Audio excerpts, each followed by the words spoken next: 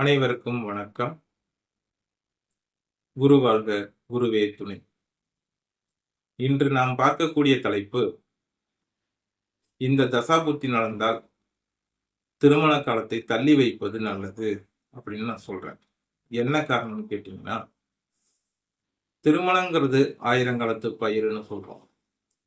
அது நல்ல முறையில பல தலைமுறைக்கும் கடந்து போறதற்கு நாம் செய்து வைக்கக்கூடிய அந்த திருமணம் நிலைத்து நிற்கணும் அல்லவா?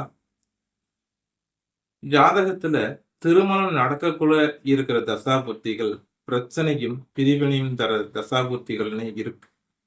அந்த தசாபுத்திகள் நடக்கக்குள்ள திருமணங்கள் நடந்தால் நிச்சயம் பிரிவினையை ஏற்படுத்துகிறது. அது பற்றிய பார்ப்போம். அதாவது ஜனன ஜாதகத்துல ராசி கட்டத்துல 6ஆம் வீட்டு அதிபதி 7ஆம் இடத்தில் அமர்ந்தாலும் 7ஆம் இடத்து அதிபதி 6ஆம் இடத்தில் அமர்ந்து தசாபுத்தி நடத்தினாலும் அந்த திருமணங்கள் பிரச்சனையில் பிரிவினையை சந்திக்கிறது. அதே போன்று 7ஆம் இடத்து அதிபதி 8ஆம் இடத்தில் அமர்ந்து 8ஆம் இடத்து அதிபதி 7ஆம் இடத்தில் அமர்ந்தும் தசாபுத்திகள் நடத்தினாலும் அந்த திருமணங்களும் பிரச்சனையில தான் முடியுது அப்படின்னு சொல்லலாம்.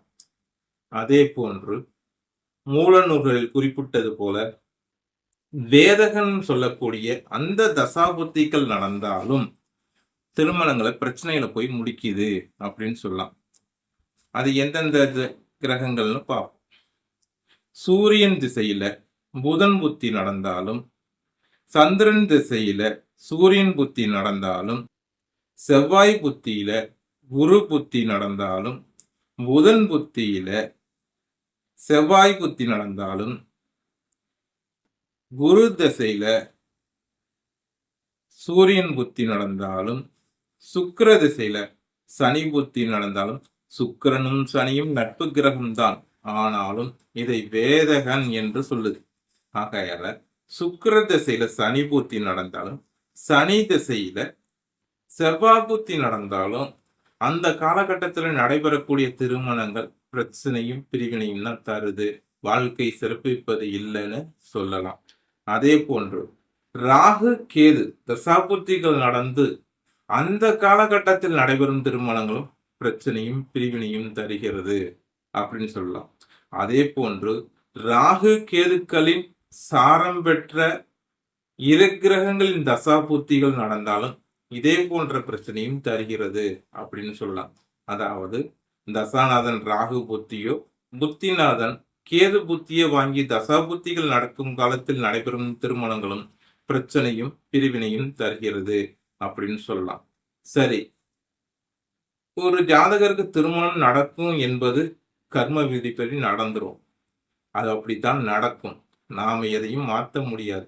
ஆனால் இதில் ஜோதிடராகப்பட்டவருடைய நம்முடைய பங்களிப்பு என்னன்னு கேட்டீங்கன்னா, அந்த ஜாதகரையும் அந்த ஜாதகரின் குடும்பத்தாரையும் ஒரு நல்ல மனநிலைக்கு கொண்டு வரலாம்.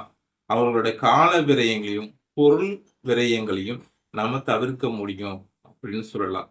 எந்த ஒரு ஜோதிடராலையும் கர்மாவை மாற்றி அமைக்க முடியாது. அது நடந்தே தீரும். 10 லட்ச ரூபாய்க்கு ஒரு திருமணம் நடத்துறத சிம்பிளா 1 லட்ச ரூபாயில கோயில்ல திருமணத்தை தாலி கட்டோட முடிச்சுக்கலாம். இதே போன்று பொருளாதாரத்திலையும் நம்ம கம்மி பண்ணி கொடுக்கலாம், அல்லது அந்த நிகழ்வுக்கு கால விரயத்தை குறைச்சு கொடுக்கலாம். இது மட்டும்தான் செய்ய முடியும்.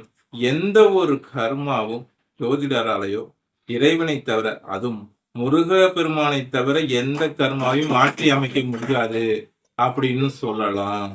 நன்றி, வணக்கம்.